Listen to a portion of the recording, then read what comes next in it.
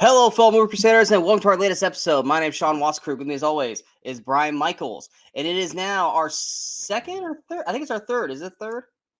Sure. Let's go with Sure. How dare I ask Brian to remember things? It is our third annual, maybe second annual, Movie Crusaders Oscars show. This is where we talk about the current nominations for the Oscars, who we think will win, who we think should win, but most importantly, this is our version of the Oscars for our Movie Crusaders Awards, where we go over who we think should be nominated for supporting actor, actress, and so on and so forth, and who we think should win it. A lot of times, we definitely don't see eye to eye with the Oscars. They're very different lists. At our list here, I say we're about 50-50, but there are some, I'm sure a lot of people are going, are you guys nuts? Yes, we are, and we don't care either. We like what we like, and we're going to go with it. But before we jump in, legitimately, what were your thoughts on the Oscars this year? I know, and I know that you're not a big Oscar movie watcher or an Oscar watcher in general. But with this year's slate, what were your thoughts going into it? Well, no, I've always been a big Oscar watcher. For you, I used to have like Oscar parties and things when I was like, Yeah, but the last 3 years, you have been a jaded motherfucker towards. Well, that's just it. Is I used to be a big Oscar watcher, and I used to like make sure to like try to see all the major nominees, things like that. And then I got to a point where like every year I'd be watching movies going, I don't even have any interest in this movie. I'm only watching it because it was nominated for Oscars. And I decided I don't want to do that anymore. I decided like if I have friends like you or somebody who watches some movie and says, this is really good, I think you should check it out, then I will. But I'm not going to watch things just because they were nominated for Oscars. I don't feel that need to do that anymore.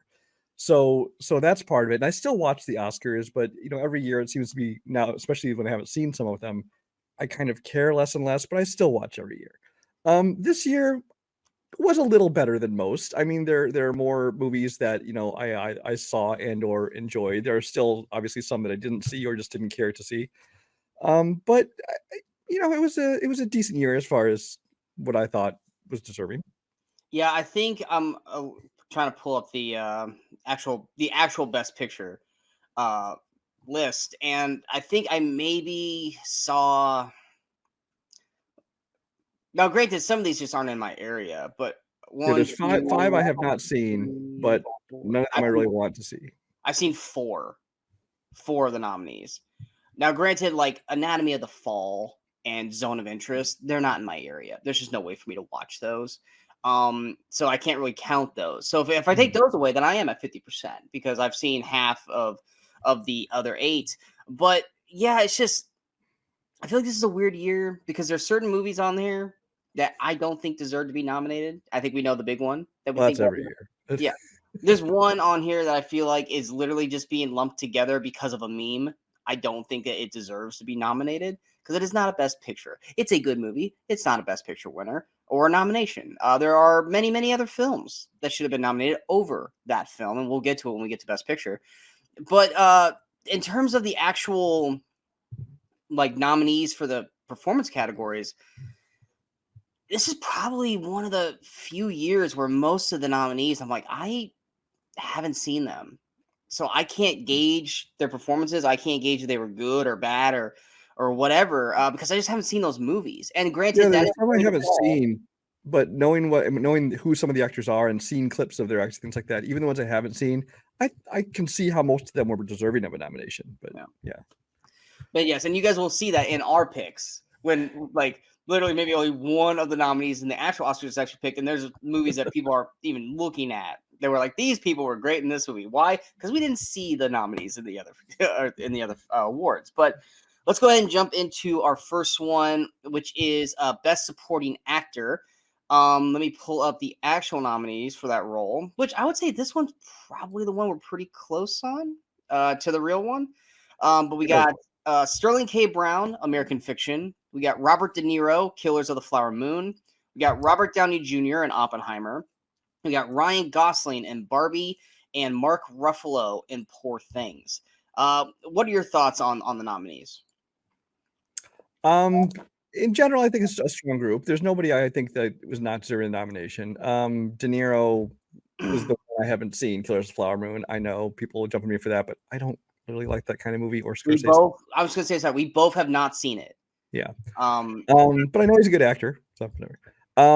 As far as you want my predictions and who I think should win? Yeah, you can go ahead and roll it all into one. If I were to vote on these nominees, I would vote Sterling K. Brown. I know you haven't seen American Fiction yet. Yeah. I have a couple issues with the movie, with the plot of it and things like that. But I think the acting in that whole cast is great, and he is probably one of the standouts. I mean, I've liked him in almost everything I've ever seen him in. Sterling K. Brown's great. Yeah, Yeah, he's great. like, people I who would give told it to me- him. Knowing he's nominated makes me happy because people are finally starting to acknowledge his greatness in this. I mean, I've been a fan of Sterling K. Brown since I saw him in Supernatural season 2. I saw him first in the same night that It's Always Sunny in Philadelphia premiered on FX. It premiered blocked with another sitcom, or not a sitcom, I don't know if you call that, called Starved. It was about people with eating disorders, and he was like bulimic, and I'm like, it was a comedy, so it was a weird dark comedy movie. But that's first I saw him. But anyway, I love him. I think he did a great job in this. As far as I think who will win, I think Robert Downey Jr. has all the momentum for Oppenheimer. Yeah, like I said, I have not seen American Fiction or Kills of the Flower Moon, so I can't speak on Sterling K. Brown or Robert De Niro, even though, like I said, I'm happy Sterling K. Brown is nominated. Yeah, the other three I've seen, I thought Mark Ruffalo was fantastic in Poor Things. Gosling is, outside of Alan, Ken is the second best part of that movie. And that's nothing against Margot Robbie. It's just she has to play that role. And you got these guys who can bring in the comedy when Robbie has to be serious. So obviously they're more enjoyable to a point. And then Robert Downey's Oppenheimer, I wasn't sure about him going in. I had heard about him. And you watching the movie, it's like, okay, yeah, he's Robert Downey Jr., but then that movie has that turn in it, which I think for anyone who's seen the movie, you guys know what we're talking about. And that's where you really start to see Robert Downey Jr. really start to bring out his greatness in terms of acting. So I think in terms of all that, as much as I would love Mark Ruffalo to win for Poor Things, because I know you weren't crazy about his performance, but I loved his performance in Poor Things. I think who should win and who will win is Robert Downey Jr. I think he was fantastic in the film. I think, like you said, he's got all the momentum. I think anyone else winning over Robert Downey is strictly for upset purposes. Not that if Brown, Gosling, or Ruffalo win. I think if Robert De Niro wins, I'm gonna be like, what the hell? Once again, I've not seen Kills of the Flower Moon, but I think if any of the others win, I'm not gonna be mad at it. But it's Downey's to lose. I really feel. Yeah. Going to R. Plus, I think he's just going to ride the wave of Oppenheimer that whole night. So yeah, and also it's one of the things. Not that he needs a comeback story because it's Robert Downey Jr., but a lot of people are saying he hasn't done anything relevant since Iron Man, since Endgame, and this was him coming back saying, "I am still Robert fucking Downey Jr." Are you down talking Doolittle? Everyone's down talking Doolittle. I still refuse to see Doolittle. I haven't seen it either. Honestly. The trailers are enough for me to never want to stand foot in watching that film. Going to, like I said, ours is for the most part, we got 3 of the nominees for Best Supporting Actor for our categories, and our nominees for Best Supporting Actor are Sterling K. Brown, American Fiction, Robert Downey Jr. in Oppenheimer, Ryan Gosling in Barbie, Jonathan Majors in Creed 3, and Holt McElhenney in The Iron Claw. Could not get Brian to bend on Mark Ruffalo, guys. I tried. and he tried on me with Alden Ehrenreich for Oppenheimer. We both were like, yeah, we had to come up to an agreement here. But at the end of the day, our winner for Best Supporting Actor is Holt McElhenney for The Iron Claw. I love the performance of Robert Downey Jr. more than Brian did. But one thing that we were both in agreement on was Holt McElhenney was phenomenal in The Iron Claw. He played that role of Fritz von Erich as like this ultimate bad guy, but not like to the point where he was actually a full-on bad guy. He was just a very, you never saw him be physically abusive, but obviously because of wrestling, he can be physically abusive. But he was more that psychological abusiveness to the rest of the cast, and he played it beautifully. He's always been a phenomenal actor. Yeah, he's one of those great actors who most people don't know his name. They're like, oh, that's that guy from like Fight Club, or that's that guy from Mindhunters. Yeah, and it's like, but I've always liked him. I think he's a very talented actor. I don't think he's ever going to become like a lead actor, but he's a great character actor. And then this one, he got to be a little bit more in a character actor. He got to kind of have a featured role in this as supporting role, and I thought he shined. He really did. And I honestly hope he gets more out of this, because he's always one of those I always call them like Iron Men in movies. He's always a phenomenal supporting actor that, like you said, most people don't know his name, but you remember who he is. But you're like, oh, it's that one guy from this. He's great, but not great enough for me to remember his name, which sucks. Hopefully, people are going to start taking more notice of him after Iron Claw. And if anything, maybe this makes you guys want to check out Iron Claw and see his performance, because it's well deserved. Next, we're going to go to actress in a supporting category.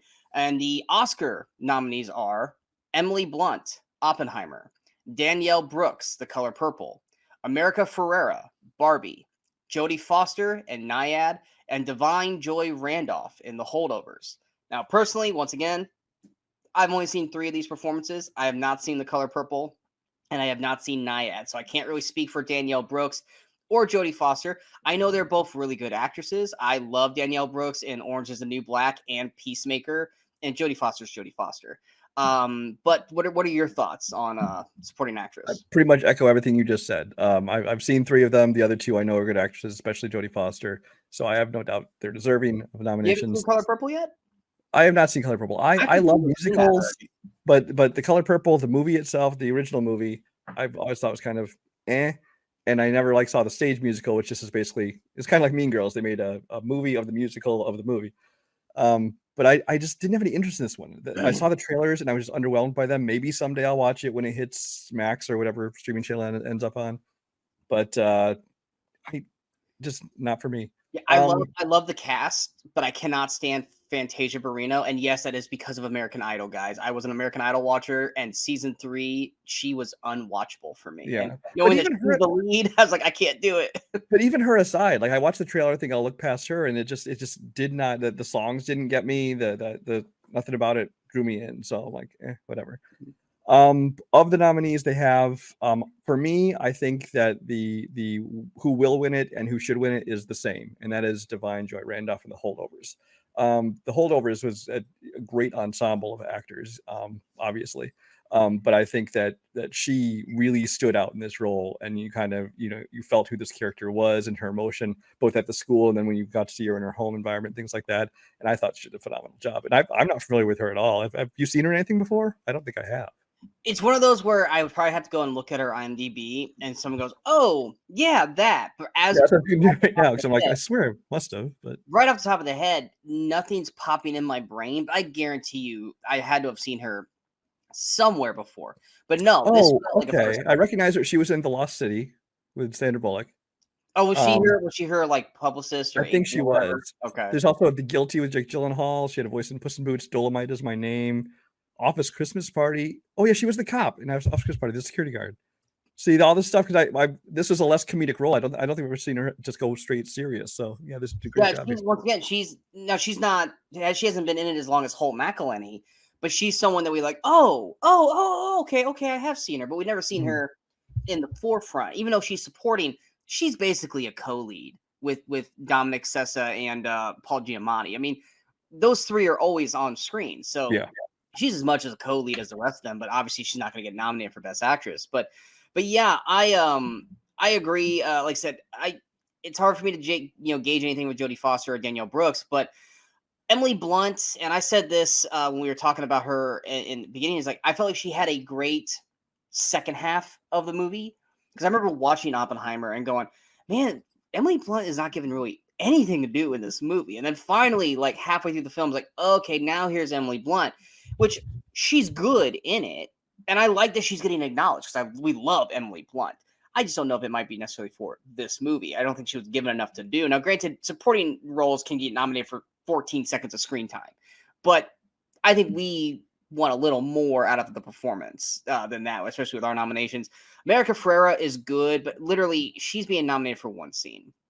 It's a great scene that she. Yeah, I have an issue with that nomination. It's like I know there's a whole big hubbub about about Margot Robbie not being nominated for Best Actress, and honestly, I would have nominated her this year because I think she did a good job. It's a kind of a bubblegum movie, although it tries to have a serious kind of undertone message to it. Yeah. But she does a great job of playing like the inner turmoil of the characters. But then America Ferrera, like you said, it's basically that one scene, that one speech, that go girl power speech, which it's great. I'm glad people enjoyed it, but I don't think her acting was all that. She basically is playing it just like she plays in every role, which is not bad because I like America Ferrera. I loved her in Superstore. Yeah, no problem with her. Yeah. But yeah, she's basically just playing America Ferrera. But that one scene is what sort of, because even as I was watching, I was like, if she gets nominated for this, they're literally just going to show this scene because this is her standout scene. It's a great standout scene. She delivers it beautifully. It's an incredibly well done scene. But yes, it is a go girl power scene. I feel like if they were going to establish the girl power of this, and it should have gone to Robbie instead of America Ferrera, or both. I'm fine with both. But yes, I am in complete agreement with you. Who should win and who will win is Divine Joy Randolph for the Holdovers. She was fantastic in this movie. She is a character that at the start of the film, you're just like, okay, yeah, she's the school nurse. She'll just pop in and out through there. But she has a character arc that is so incredibly well done, that is acted so well through the movie that she is actually the crutch that keeps these two from killing each other throughout the whole film. And then you have that party scene where she really just kind of can't hold it in anymore. And that's when she really kind of stands out. And through the rest of the way, you're just, yes, you got Giamatti, who's great, who's fantastic in the movie, and Dominic Sessa, who I don't really know, but he's solid through the film. But once she has that moment, you're focused on her the rest of the way, and she was amazing in the film, which is why I think you and I are in agreement. She should win and will win this award. Going to our choices for Best Supporting Actress, we got one out of the Oscars, which big shocker, it's Divine Joy Randolph for the Holdovers. So this is where people are going to go, are you freaking kidding me with our list? So our nominees. No, Best Actress is where a lot of people are going to go, what the hell? The actress categories in general is where you guys are really going to probably hate us. Our nominees for Best Supporting Actress are Haley Atwell, Mission Impossible, Dead Reckoning Part 1. Viola Davis in Air. Karen Gillan in Guardians of the Galaxy Volume 3. And Tiana Paris in They Clone Tyrone. And like I said, Divine Joy Randolph in The Holdovers. And our winner for Best Supporting Actress, like the Oscars, Divine Joy Randolph in The Holdovers. We both enjoyed Haley Atwell in Mission Impossible. I mean, we love Haley Atwell, so it was obvious that we were going to put her in here. And I really am a fan of how they have grown Nebula through the Guardians of the Galaxy, and I really think Karen was given so much more to work with in Volume 3 and really shined. I think she shined just above as much as anyone else outside of Bradley Cooper's voice acting as Rocket. I think she was given, in my opinion, one of top billing. Plus, she was also a part of our funniest moment of 2023. If you guys want to check back to our Movie Crusaders award show, she was a winner of that scene. And then Viola Davis in Air. I mean, it's Viola Davis. When is she I'm shocked she didn't get nominated for Oscar. And I told you, the only reason I could think of, the reason why she was not nominated, was literally because the movie came out, like March of last year? Something like that, yeah. I feel like a lot of people just probably forgot. But it's Viola Davis. She's amazing. And I feel like she just, her performance was just overshadowed. And then Tiana Paris and They Clone Tyrone. Brian loved that movie. She was great in that film. She stood her own with Jamie Foxx and John Boyega. Thank you, John Boyega. And but yeah, out of the supporting actresses, those were the ones that really stood out to us. Anything you want to say about them as well? No, like I said, I think that's Viola Davis. Great job. Should have been nominated for the Oscar. Haley Atwell, I think, is a little underestimated. I think a lot of times because you look at an action movie like this, you don't think about the acting. But I thought she played a character in a series that's gone on for what's like 6-7 films now. She has a character that still brought something new to it. And I mean, and she did such a good job of it. We liked her character so much that you didn't even care that much that Rebecca Ferguson's character. I mean, you were sad. I still cared. You're sad to see her go, but at the same time, you're like, oh, we have Haley now. So, I still care because I love Rebecca. We love Rebecca Ferguson so much. But yes, Haley Atwell was a good substitute when she left. But yes, to stick with actresses, because we know that this is where we're going to lose you guys.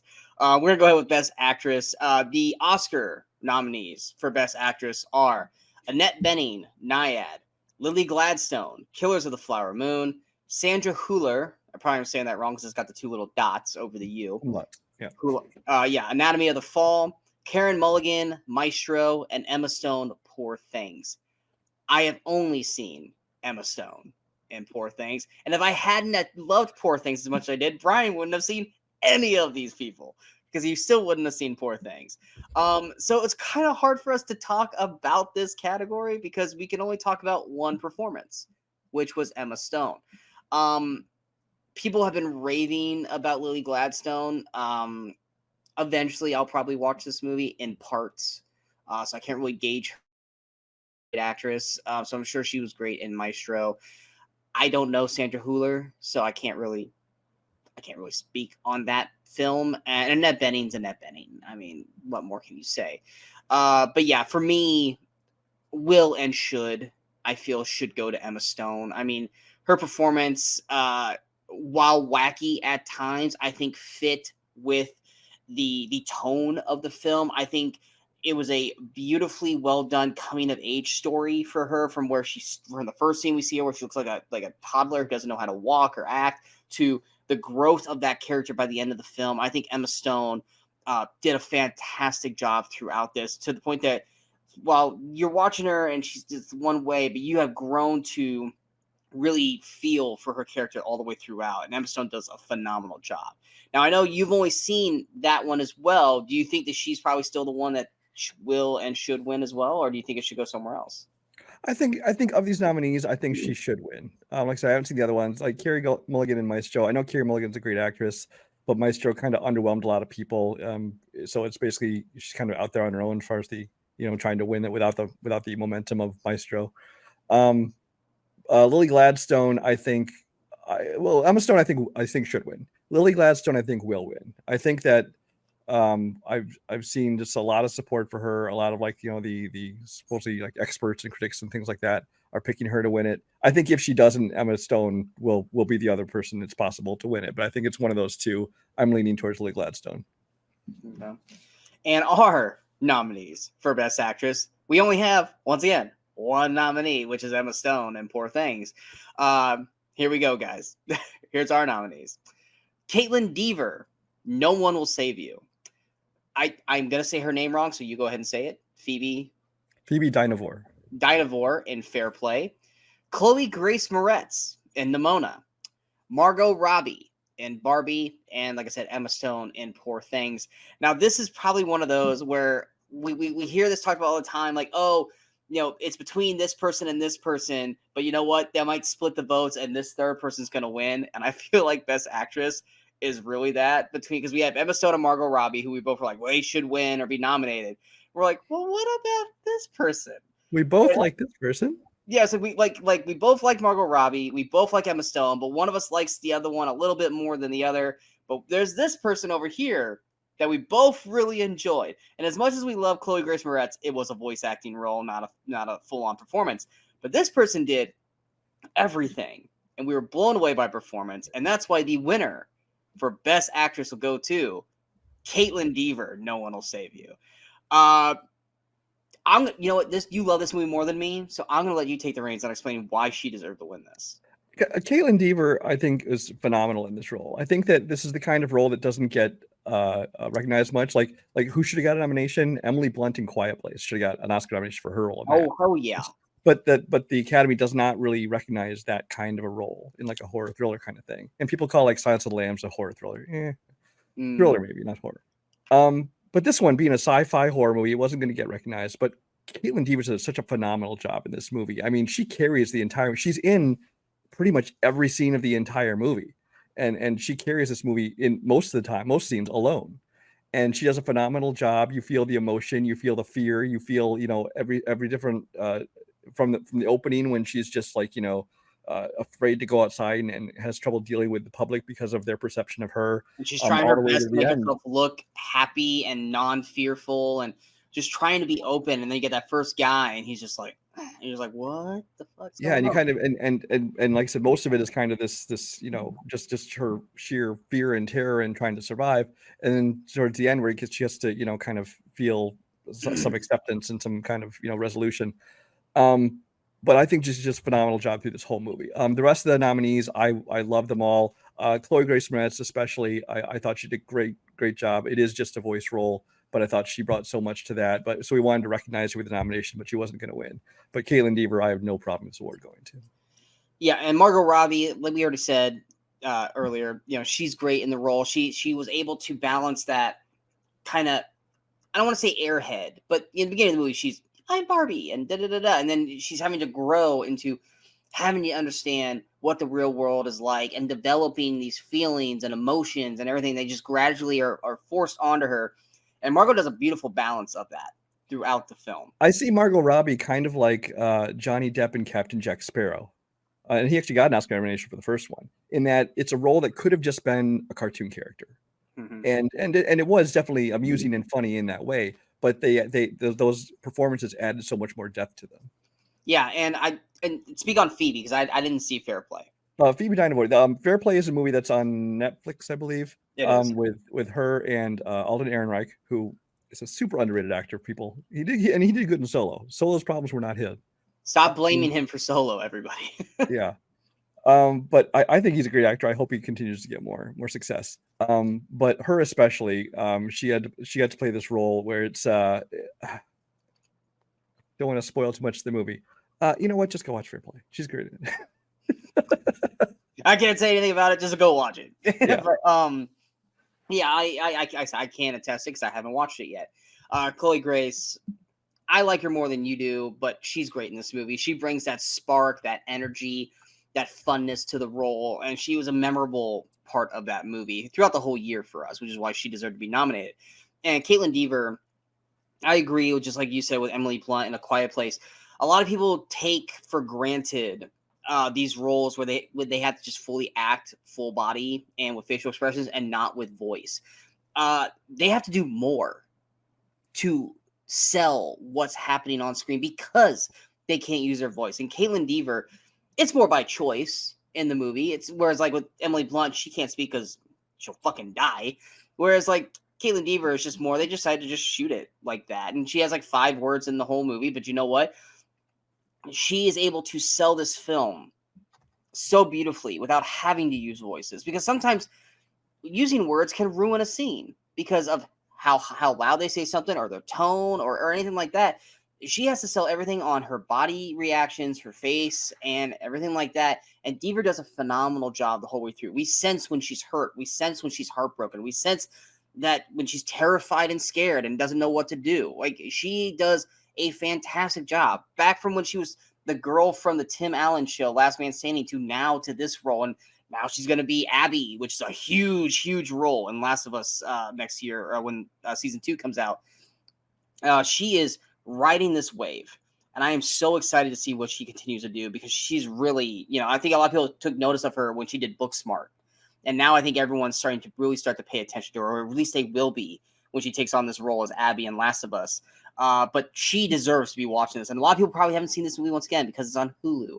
And just like Brian said with Fair Play on Netflix, you should go out of your way to see No One Will Save You on Hulu and watch this performance. This is honestly the main purpose of our awards, is basically saying these are the movies that you aren't watching that you should go watch. We want to bring attention to certain movies. Exactly.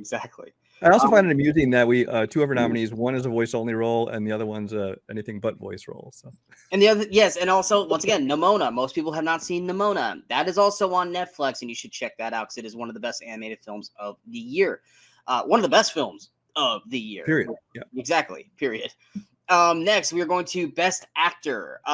We have for the Oscars, Bradley Cooper, Maestro, Coleman Domingo, Rustin, Paul Giamatti, The Holdovers, Cillian Murphy, Oppenheimer, and Jeffrey Wright, American Fiction.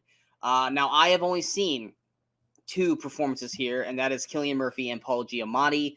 I have not seen the others. I wanted to see Rustin because I love Coleman Domingo because I watched Fear the Walking Dead, and he's a fantastic actor. He was also in The Color Purple this year. And I also love Jeffrey Wright, and I just haven't got to see American Fiction. I want to see it. I just haven't got to yet. And Maestro, I love Bradley Cooper. This movie just doesn't look like it's for me. It feels like a forced Oscar film where you and I are watching it because we feel like we have to, not because we actually want to. But yeah, I feel like we're probably gonna differ on this one, but I think out of the performances, Paul Giamatti is fantastic in The Holdovers. But when is Paul Giamatti not fantastic? Even when he's cartooning it up in Shoot 'Em Up, I love him in that movie. But I think will and should win has to go to Cillian Murphy. This is an actor much like Holt McElhenney and Iron Claw. He's one of those guys. He's like, oh, that guy from Batman, or that guy from 28 Days Later, or Red Eye, which he's phenomenal in. He's a guy who is always great. And he pops up in a lot of these things like Inception and stuff like that. But I think a lot of people are just like, oh, it's that one dude. This is his coming out party. This is where everyone's going to start taking notice of Cillian Murphy that don't already take notice, such as me and Brian. It's his to win. It's his to lose. He's phenomenal in Oppenheimer, which is why I think he will and should win. But are you finally on the Murphy train, or are you going to go with the upset pick here? I don't think it's an upset. I think it's a 2-horse race. Obviously, I think it's between him and Giamatti in Holdovers. I think they've been splitting awards down the whole awards, season. As far as who's been winning it, it's kind of going back and forth. Who has the edge? I'm going to say that they give it to Giamatti for Holdovers. That's my prediction. Cillian Murphy is a great actor. I think he does a great job in this movie. But it's a more understated role. I think the movie's going to be awarded in so many other areas that they'll be like, okay, maybe this one we'll give it to a different actor. Now, the only thing going against Giamatti, I think, is that Giamatti's always great and he kind of always stands out. And this one is kind of Giamatti kind of just doing his normal Giamatti thing, but he does it so well that I still think that he will pull it off and get the win.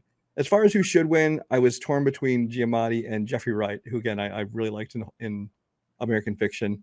But if I had to pick who I should win, I think I'd also go with Giamatti there. And you're the same boat as me, right? You only saw those three. I did not see Rustin. Bradley Cooper Maestro, you kind of took it right out of my mouth in that it just feels like an Oscar baity movie. And I'm just like, I just don't have any interest in it. Gotcha. We have 3 of these nominees. We just spoke about them in our nominations. But our nominations for Best Actor are Matt Damon, Air, Zac Efron, The Iron Claw, Paul Giamatti, The Holdovers, Cillian Murphy in Oppenheimer, and Jeffrey Wright in American Fiction. And our winner for Best Actor goes to, like Brian said, Paul Giamatti in The Holdovers. Much to exactly what Brian said. Giamatti's always amazing. As much as I want Cillian Murphy to win, Brian makes some very valid points. There's a lot of negotiation goes on in these awards. Yes. So if we each made our own individual lists, you might have very different answers, but these are ones we have to come to some kind of a consensus. Yes. Like I said, I thought Matt Damon was great in Air. It was the first role of the year where I was like, here we go. Now we are finally cooking with some acting chops here. Like I said, I have not seen American Fiction, so I can't speak on Jeffrey Wright, but it's Jeffrey Wright. I'm sure he's amazing in the film.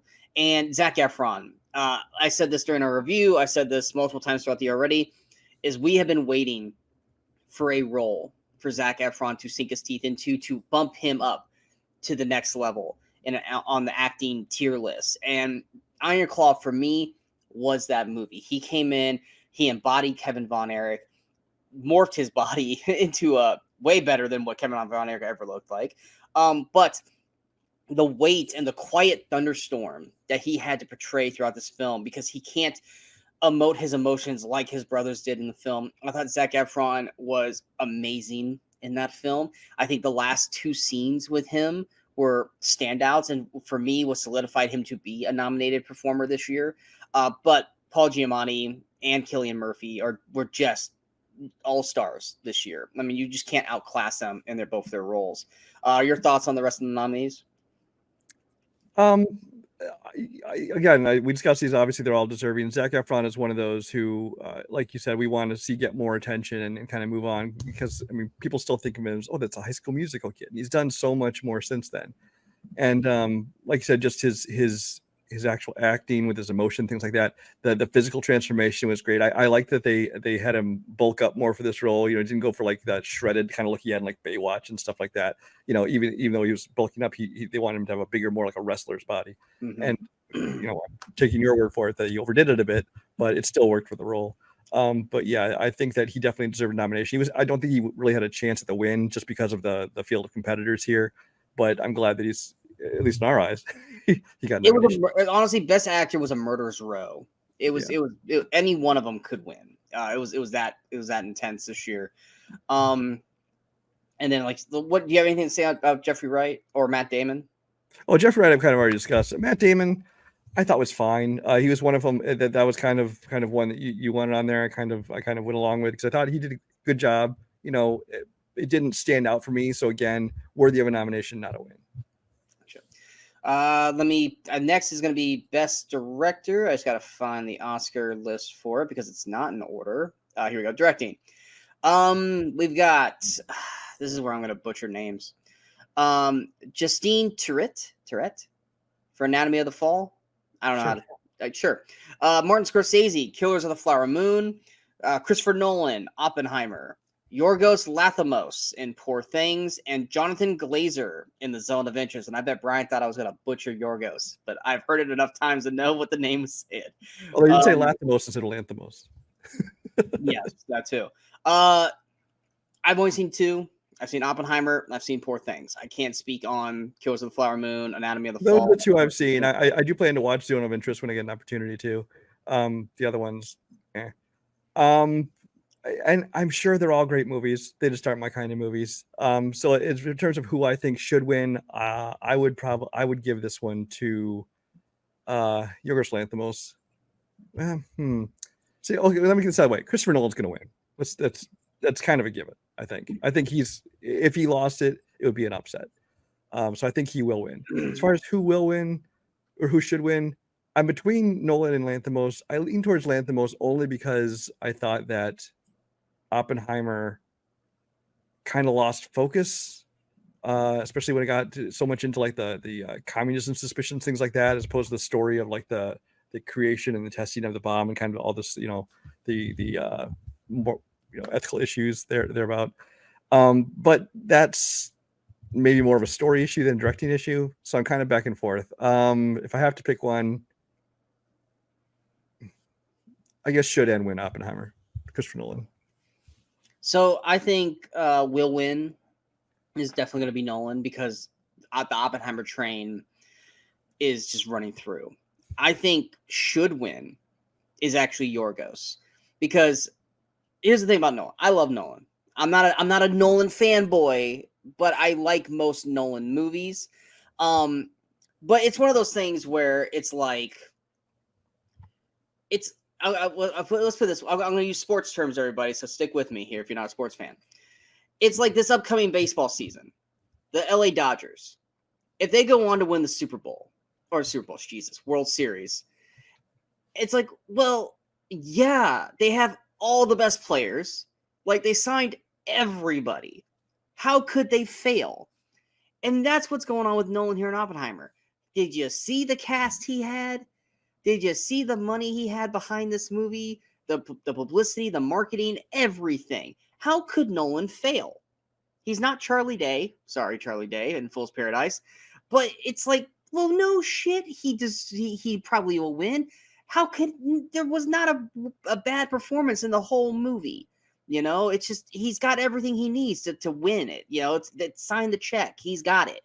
Yorgos, yes, he's got Emma Stone, Mark Ruffalo, and Willem Dafoe. But he is the one that I felt like took the most risks in his directing. He chose to shoot things weirdly. He chose to shoot things uniquely and differently and add this weird, fantastical kind of world to it. How he chose to shoot through this little peephole kind of thing at certain times of the film, and how he chose to shoot it in black and white and then color, which Nolan did as well. I just felt like in terms of risk taking, Nolan took the easiest track because he had the easiest track possible, where Yorgos really kind of put himself out there on a limb. He allowed his actors to go out there and put on these crazy, wild performances and took those and put them in this weird, crazy-ass world and made a beautifully well-done film. And the only way you can do that is with a fantastic director performance as well. And he was able to take this jumbled pile of Play-Doh and make a beautiful work of art with it. And that's why I think Yorgos deserves to win, even though I'm pretty sure Nolan will probably win because of everything. Going to our nominees for Best Director. Ben Affleck, Air. Yorgos Lanthimos, Poor Things. Christopher Nolan, Oppenheimer. Chad Stahelski, John Wick Chapter 4. And Takashi Yamazaki, Godzilla -1. And much like we said with Best Actress, there's two different sides to this, and the third runner-up comes in, and all of a sudden we're going, you know what? That's going to be our winner. And Best Director goes to Takashi Yamazaki, Godzilla -1. Much like I just praised Yorgos Lanthimos for taking risks and doing this and that with Poor Things, and then you have Nolan, who had, just the all-star track of making everything look good. Takashi Yamazaki, and I apologize if I'm saying his first name wrong, did something with Godzilla that we will probably never see again until he probably does another one. Is he took a kaiju film, made you care about the human characters more so than Godzilla, made Godzilla look terrifying, made the brutality of Godzilla's attacks look horrific, made you care about every performance in the film, and did everything. And not only did he do that, he did it on a $15 million budget. That on its own is insane. Insane that he did it with that kind of a budget. Whereas Poor Things, I don't know how much budget they have for that, but Nolan had a fucking, blank check to do what the hell he wanted to do. But Yamazaki made a masterpiece of a kaiju film with barely any money. Some actors make more than $15 million on a freaking film, and he did a whole movie with that much money. And that is why he deserves to be Best Director for us. Now, Brian, I know you don't necessarily agree. This was probably kind of the one you gave me. But what were your thoughts on the nominees? Oppenheimer and Poor Things were kind of the traditional directing nominee kind of things, and they're both deserving of awards. But I thought the ones that stood out were kind of the other ones. Air, Ben Affleck, I thought he did a good job. Again, it's kind of an understated, it's not as flashy of a film. It's more of like an acting showcase more than directing. But he did a great job directing that one. So Godzilla -1, I thought was deserving the award just because, like you said, he took something that could otherwise, and has traditionally been in the past, just schlocky sci-fi, action or things like that. But he added such emotion to it, such story to it, that, like we said in a previous show, it's like you could have taken Godzilla out of this movie and we still would have cared about the story. And that's something I never thought I'd say about a Godzilla movie. Never. I thought the way the story was told, the way it was framed from the opening all the way through the ending, the journey the characters, multiple different characters go on is well done. When there is action, that you really feel the terror, like you said, of Godzilla attacking. Chad Stahelski honestly would have been, if I was making my own separate list, my pick for it. I think that action directing is something that's very underrated, and I thought he did a phenomenal job of this. He took an action film and elevated it into a true epic. I mean, the story, the scope of this thing, and the way the story is told is truly epic. And like George Miller did the same thing with Mad Max Fury Road and got a Best Directing Oscar nomination for that one. I was hoping in my heart Chad would as well, but I knew it wasn't going to happen. But I really loved his direction of that movie. But Godzilla, absolutely deserving. Next, the final award, Best Picture. And like I said earlier, I had only seen 4 out of these 10. Brian, are you also? No, you're at what, 5 out of these? I have seen 5. I plan to see one more of them. Yeah. The nominees for the Oscars version of Best Picture are American Fiction, Anatomy of a Fall, Barbie, The Holdovers, Killers of the Flower Moon, Maestro, Oppenheimer, Past Lives, Poor Things, and The Zone of Interest. Yeah, like I said, I've only seen Barbie, Holdovers, Oppenheimer, and Poor Things. Like I said earlier, I don't think Barbie deserves to be nominated for Best Picture. It is not a Best Picture film. I think it's more just everyone attaching the Barbieheimer thing to it. I think, yes, it is very well done. I think stage design, I think the look of it all looks fantastic. I think the performances look great. The director, I'm not in the train that I think Greta deserved to be nominated, but I think she did a great job. I just don't think she's one of the best nominees. But Best Picture, guy, come on, guys. Like, seriously? No. For me, in terms of who will and should win, once again, it's going to go to Oppenheimer because, like I said, it had everything. It has an all-star cast. It looks great. It does what it needs to do to basically get all the check marks for a Best Picture Oscar film. I think Poor Things, as much as I liked that movie or loved that movie, actually, I think it's still too. It'll be considered too weird to win. So for me, will and should, it has to go to Oppenheimer because we know how the Oscars are. What are your thoughts? I think will and should Oppenheimer as well out of these nominees. I think that it's just too much of a powerhouse to beat it. I think some of these other smaller films, it's nice to get some recognition, but they don't really have a chance of winning. As far as Barbie being nominated, I don't feel it's one of the best movies of the year, but it doesn't surprise me because, especially since they've expanded the category to 10 nominees, they always try to put one of them that's kind of a popular powerhouse film that they can put in there to get more viewers, to get people to watch the show. I'm not saying that's the only reason it was nominated, but it doesn't stand a chance of winning, obviously. But for me, yeah, should and will is Oppenheimer.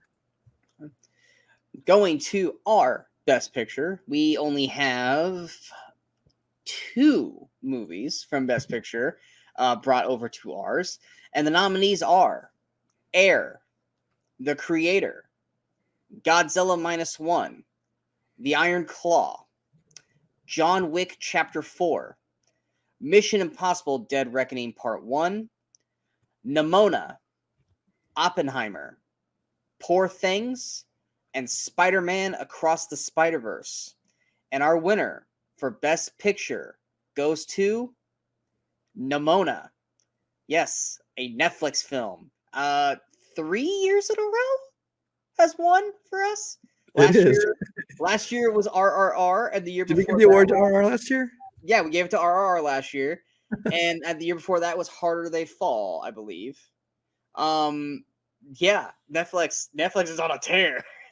It's a dynasty, everybody.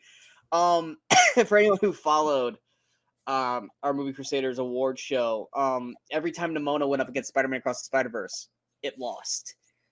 Granted, animation style, yes, Spider-Man is clearly above it all. But the big deciding factor that we had between those two, because it really was a 2-horse race. As much as I love Godzilla -1, Brian didn't love it as much, so that was not going to win. Oppenheimer, we were both fine with, not our best film of the year. So it was really a 2-horse race between Nimona and Spider-Man Across the Spider-Verse. And we were basically picking hairs at this point to figure out the winner. And literally it came down to Nimona has a definitive ending. Spider-Man Across the Spider-Verse is a part 1. And that was basically the deciding factor for us. Something's got to help break the tie, right? Yeah, exactly. We're not going to do a Moonlight La La Land situation where we announce both as winners and then we just say, oh yeah, Moonlight won. Nimona is clear-cut winner. It's a movie that surprised us. We weren't prepared for. Brian stumbled across it because he heard a lot of people talking about it. Then he got me to watch it, much like RRR last year. And it blew both of us away in terms of just everything that we were expecting from that film. The voice casting is fantastic. The artwork is fantastic. The world building is fantastic. It makes you feel things, makes you laugh, makes you get emotional. Everything about this film is what you want in a Best Picture type winner. I've watched this quite a few times since that first time, and I'm not looking to stop watching it anytime soon. Yes, Brian, go on. I just want to add quickly, Creator, I got on this list. Sean has still not seen The Creator yet. Yeah. But because of this is a field of 10 nominees, there's able to kind of put one in that is maybe just my pick and maybe one that's just his pick, that kind of thing in there. Creator deserves a lot more attention. I would love to have seen him nominated for Best Director as well, but that was a smaller field of 5, so we had to go with the ones we'd both seen on those. But yeah, Nimona is my favorite film of the year. Spider-Man Across the Spider-Verse, I loved. And honestly, if you look at my Letterboxd list, I have it ranked above Nimona. But again, it's kind of like, two-horse race, and this one it does tell a complete story. It's a little bit more emotional of a story, even though there's plenty of emotion in Spider-Verse as well. And also, it's just part of our crusade, hey, with Crusaders, to get people to pay attention to films they might not otherwise have. I have been telling everybody I know to watch this movie. I always tell people who finally do watch it to go and tell everyone they know to watch this movie. But apparently people listen to us, because now that it got Oscar nomination for Best Animated Film, which I'm thrilled about, all of a sudden there's a lot of people watching this movie. I'm like, you should have listened to us before, because we're all like, oh, this is great. I'm like, I told you didn't want to check it out when I told you to. And last year, no one would listen to us about RRR, but then it got nominated for Best Musical or Music or Song, and then people were starting to watch that movie all of a sudden. It's like, if you guys just listened to us in the first place, you could have watched it months ago, you know? And yeah, we were already prepared to hate, not hate watch, because we know Spider-Man is probably going to win, but like how Nimona was going to not get nominated. And we're just like, I was like, what shitty animated film, not shitty, but what least deserving animated film is going to get nominated over Nimona? And then Nimona got nominated, and then the only thing I could think of is like, oh, TMNT didn't get nominated. Well, I can't get them all, but Nimona getting nominated was a surprise. It'd be even a bigger surprise if it won. I don't think it won't win. I don't expect it to win, just because A, it is a lesser known film, and B, it is, Spider-Man has got this behemoth that's kind of got the front runner status, but also it has Nimona has that, it's a streaming film, it's a Netflix film, which the Oscars still kind of have a little bit of a bias against. But I mean, it wasn't supposed to be. It's supposed to be a theatrical film for Disney bought up Blue Sky and Fox, but we'll get into that again. But yeah, this is a movie I'm so happy to see it get some recognition, even if it's just a nomination, because more people are finally coming around to watching it, and everyone seems to be loving it as much as we do. Yeah. Well, we hope you guys enjoyed this. What were your guys' thoughts? What are you guys' thoughts? Who do you think is going to win the Oscar nominations? Do you agree with us, disagree with us? Let us know in the comments. What do you think of our nominations? I'm sure you guys got plenty to say, especially when I'm sure you have thoughts. But once again, these are our picks. It's our opinions. You watch us for our opinions. Let us know what yours are. We're not going to say yours suck or yours are right or wrong. But ours are probably not right or wrong based off of some people's opinions, but these are ours. If you guys don't like it, you guys can shoot your own videos. But we hope you guys enjoyed this episode of the Movie Crusaders Oscars. If you guys did, go and hit that like, share, and subscribe button to the channel so you guys stay up to date with all the latest videos that pop up on the Movie Crusaders. Of course, you have to follow us on all the social media outlets you see below. Coming out, it's either out now already or out next. Kind of depends on which way I'm going to shoot these. We have Movie Crusaders Chat About. We're back to talk about pretty much everything that we've watched in the last month, because January has always been kind of a month for movies, but we did get a lot more watched than we normally do. So we're going to just kind of do one whole big episode where we're just going to talk about everything that we've watched in the past month. Also, Argyle came out this week, so we will be having a joint non-spoiler and spoiler review for Argyle. So those will be on the channel here very shortly. But yeah, anything else before we go? No. Go watch Nimona. Yes, go watch Nimona. Go watch Godzilla -1. I think there was another movie we were trying to say people to go watch. No One Will Save You. Go watch No One Will Save You on Hulu. And next week, Lisa Frankenstein comes out. I know, Brian, you're 100% going to be watching that. I don't know if I will or not. I'm leaning towards watching it, but I watched the trailer last night, and I was like, I'm still not sure about this movie. But if there's a worthy of a review, we will have it on the channel. But until next time, in case we don't see you, go watch some movies and go have some fun.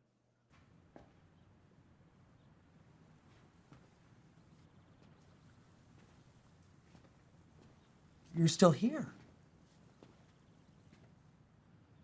It's over. Go home.